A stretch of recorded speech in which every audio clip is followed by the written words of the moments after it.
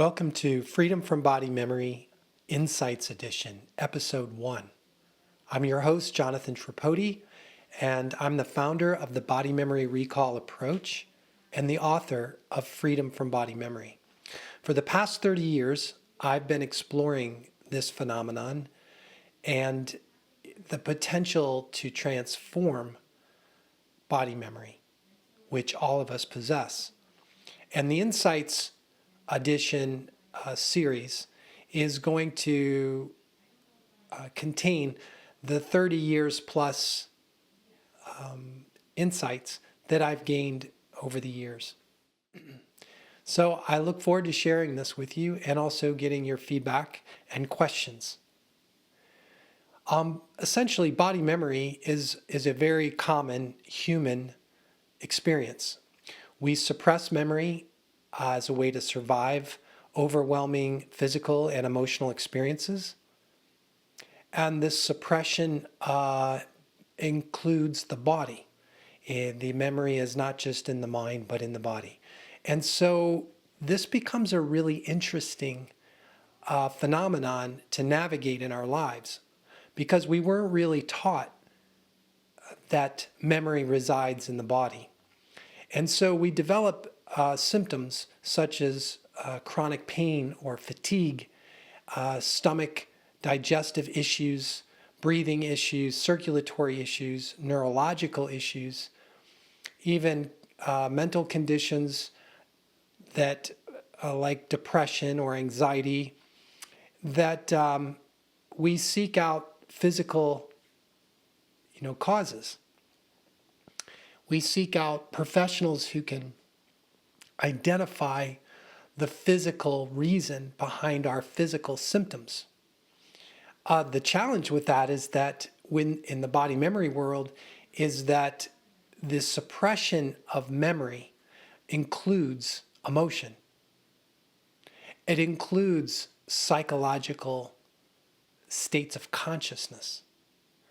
And so when we suppress memory, it's not just physical. And when we suppress it, when it is contained in our body, the emotions and the psychological imprints associated with those emotions and these events from our past are contained and linked and contained with this suppressed memory.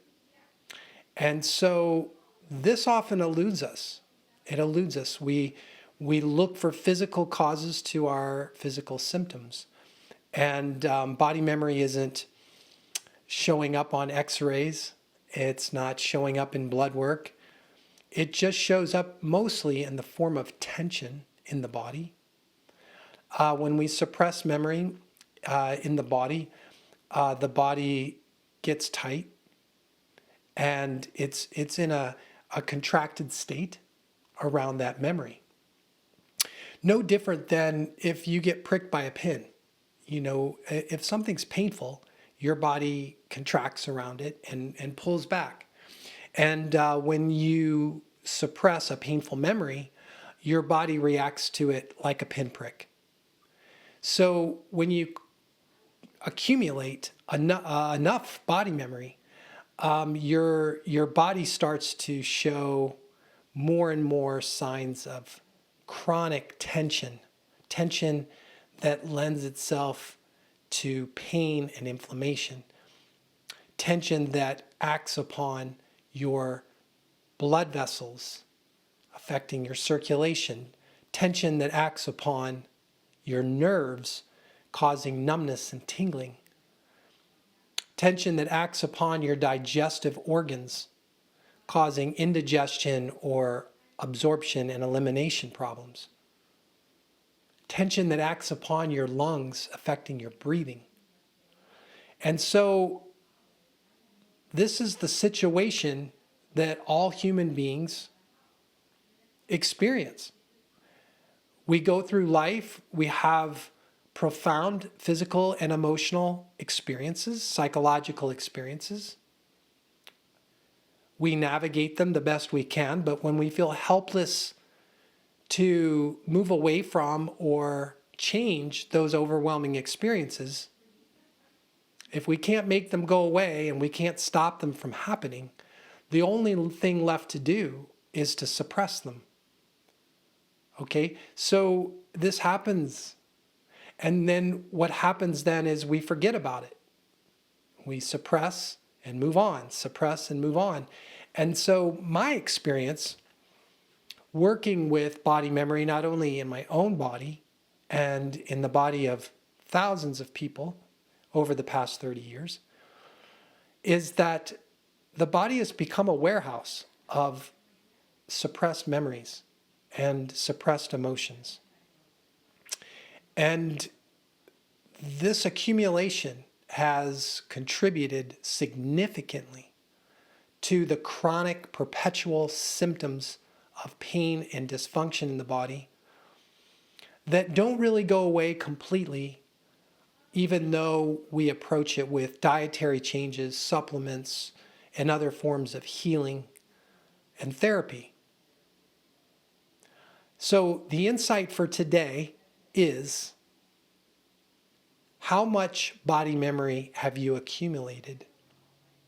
How is it affecting the function of your body? How much of it is contributing to your pain? How much of it has been actually released? So how many of the events from your past that were painful or overwhelming that you survived through suppression, how much of those memories have you released? So the insight is that transformation of body memory is when you come out of the protective response to that memory. When you're no longer protecting yourself from it, your body naturally will express the suppressed experience. And so, even though this is a natural ability we all possess, it rarely occurs.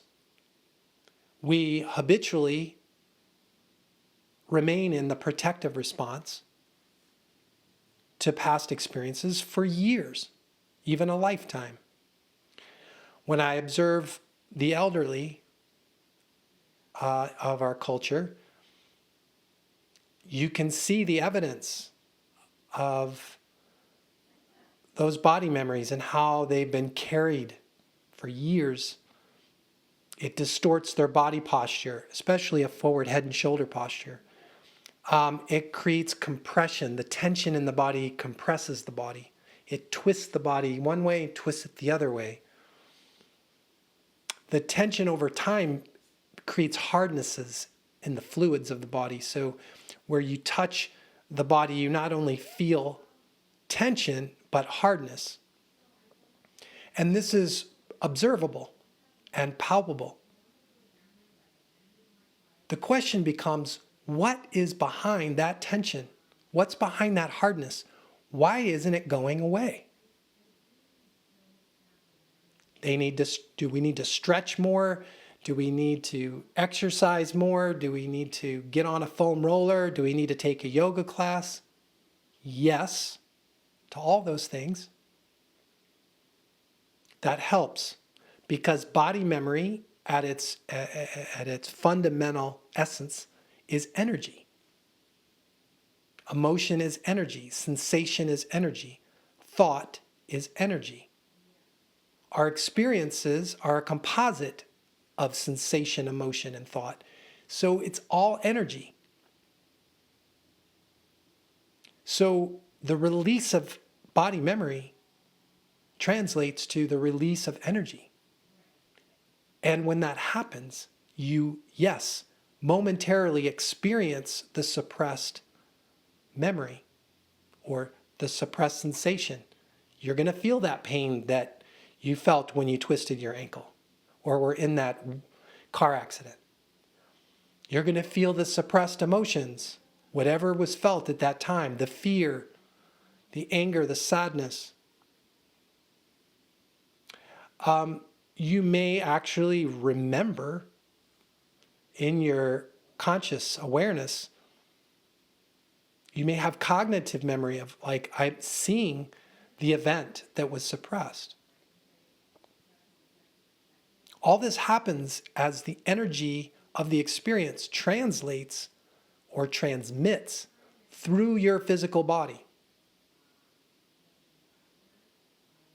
And yet, that's how the body heals. It doesn't heal by keeping the energy quarantined, stored in your body. The storage is what creates the tension, that creates the pain and the inflammation, that creates the dysfunction in your posture and in your body's ability to function at its peak potential. Suppressing it isn't what helps.